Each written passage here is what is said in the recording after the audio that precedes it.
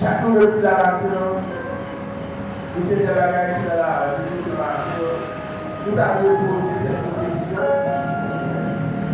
Même l'objectif sont plus, continuer à faire des bagages là. À quel fait pour continuer à pratiquer tel bagage? À quel fait pour continuer à orgueil? À mener la vie, à quel fait pour quitter l'hypocrisie, chaque fois essayer de poser des questions. Lorsque vous avez dit ça,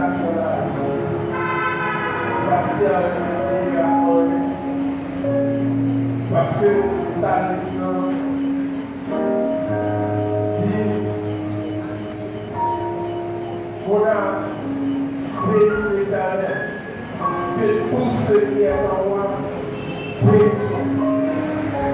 ça veut dire tout ça dans la vie d'abord si vous bénissez de là tout ça qui dans la vie tout ça que va pratiquer tout ça va faire tout ça fait partie nous allons ensemble nous allons pas faire communion pour essayer la joie pour prier ton Seigneur mais si tu vas partir tu as passé Dieu dans la vie tu as passé Dieu dans le monde tu as passé Dieu dans l'esprit tu as passé Dieu dans le amour tu as fait mon bagage dans la vie tu as servi le Seigneur qui va l'énergie à cause de nos Seigneur mais maintenant pour qui ça vous va aller dans le foyer pour qui ça va aller pour passer pour retirer pour ne pas quitter au voiture.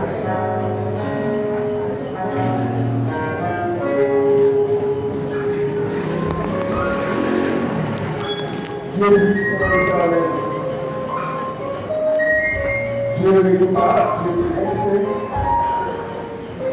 C'est même ses noms. Maintenant, nous approchons des noms, Seigneur. Maintenant, on est à chaque bon avec tout ça qui va bon dans nous. Avec tout ça qui va bon dans l'esprit. Maintenant, approchez les mots. Parce que maintenant, on va poser la parole. Qui va chasser nous? Qui va brûler nous? Ah, nous obligés parce que c'est encore nous qui est capacité de vous brûler. C'est eux qui est capacité de vous laver. C'est eux qui est capacité de vous nettoyer. Dans ce cas, c'était mon vie. Seigneur, nous approcher avec tout ça qui va de la vie, Seigneur, parce que on va quitter le monde, parce que si on est dans le péché, on est capacité de pardonner, on est capacité de purifier la vie. C'est dans ce sens que ça marche au peuple là. Nous approcher malgré le perfection dans l'eau, malgré le est parfait, malgré le parfait. Malgré ce qu'a passé le temps, Seigneur, nous avons excusé nous, mais nous devons aller avec elle de l'arrière. Nous devons aller plus loin parce que ça fait des choses par Dieu. Mais Seigneur, matin, dans le nom de Jésus, nous approchons nous et nous devons toucher nous, toucher Dieu, toucher l'homme, toucher l'esprit.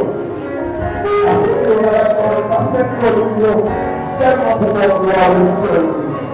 Seigneur, Dieu, pour nous féliciter devant, nous devons toucher le Seigneur, pouvoir marcher la musicien des anciens, pouvoir passer l'Occident qui va bénédire, pouvoir marcher à pied dans le travail pour aller à ce sacrament,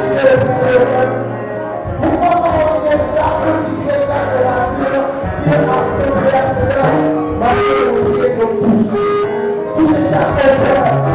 Chaque Seigneur qui travaille pour écrire la relation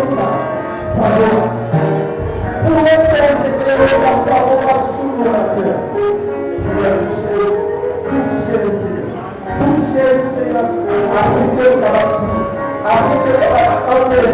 Appliquez le garantie pour porter à eux la relation qui est Seigneur, tout ça qui va faire aujourd'hui. Le cœur, nos prières, nos pensées, dans le monde de la terre, le monde de la appel, nous prions nos prières,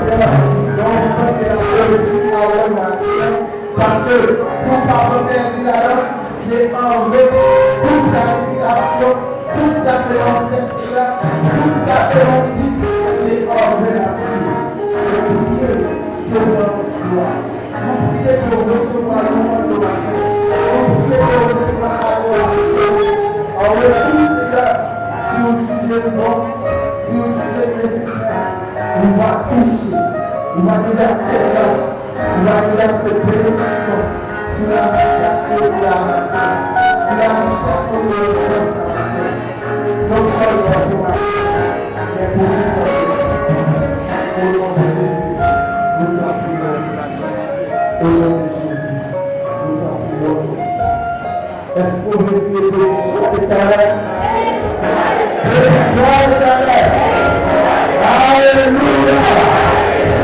Alléluia! Vous êtes là, notre groupe est là. Si vous étiez pour le moment, c'est sport.